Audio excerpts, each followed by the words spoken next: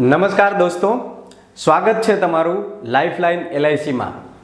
આપણે આ અગાઉના વિડીયોમાં IC38ના સિલેબસ વિશે વાત કરી હતી। હવે IC38 સિલેબસના ડિટેલ વિશે આ વિડીયોની અંદર વાત કરીશું। તો IC38ની અંદર મુખ્યત્વે 1, 2 અને 3 વિભાગ પાડવામાં આવ્યા છે। એમાં પહેલો વિભાગ છે એ સામાન્ય પ્રકરણનો વિભાગ છે, બીજો વિભાગ છે એ જીવન વીમાનો વિભાગ છે, ત્રીજો વિભાગ છે એ આરોગ્ય વીમાનો વિભાગ છે। હવે સામાન્ય પ્રકરણોની અંદર 10 પ્રકરણો છે। હવે આ 10 પ્રકરણો છે એ સામાન્ય પ્રકરણ છે। સામાન્ય પ્રકરણનો મતલબ શું થાય?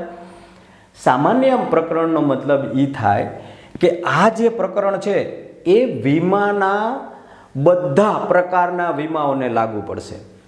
દાખલા તરીકે જીવન વીમાને પણ લાગુ પડે, આરોગ્ય વીમાને પણ લાગુ પડે। સામાન્ય વીમાની અંદર જેટલા ફાટાઓ છે એ બધા પ્રકારના વીમાઓને આ પ્રકરણ લાગુ પડશે। તો આ પ્રકરણ છે એ બધા વીમા માટે સેમ અને ફરજિયાત છે। બીજો જે વિભાગ છે એ જીવન વીમાનો વિભાગ છે, જેની અંદર 9 પ્રકરણ આવેલા છે।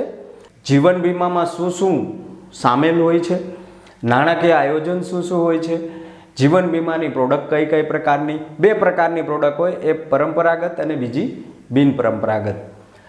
5મું પ્રકરણ છે એ જીવન વીમાની અરજીઓને લગતું હોય છે। 6થું પ્રકરણ છે એ જીવન વીમા કિંમત અને મૂલ્યાંકનને લગતું હોય છે। 7મું છે જીવન વીમાનું દસ્તાવેજીકરણને લગતું હોય છે। 8મું પ્રકરણ છે એ જીવન વીમાનું અંડરરાઇટિંગને લગતું હોય છે। 9મું પ્રકરણ છે એ જીવન વીમાના દસ્તાવેજોનું પ્રકરણ હોય છે।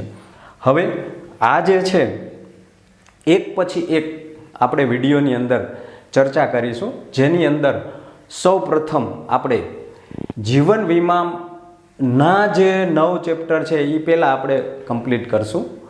ત્યાર પછી સામાન્ય વીમાના પ્રકરણો છે એ આપણે કમ્પ્લીટ કરશું, અને ત્યાર પછી આરોગ્ય વીમાના પ્રકરણો છે એ કમ્પ્લીટ કરીશું।